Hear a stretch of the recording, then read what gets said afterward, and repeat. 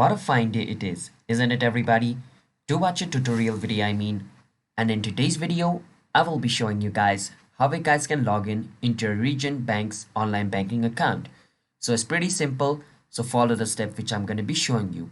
But before that, if you guys are new to our channel app tutorial, then don't forget to hit that like and subscribe to our YouTube channel with notification on.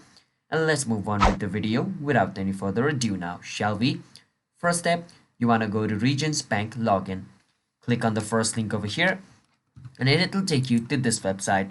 And once you're in this website, you want to enter your online ID first, which is also known as your bank ID. And then click on versus next. It's gonna ask you to enter the password of your account. And after you enter the password of your account, click on login. And you should be able to log in into your Region Bank's online banking account. It's that simple. So if you guys found our video helpful, then don't forget to hit that like and subscribe, and bye bye everybody.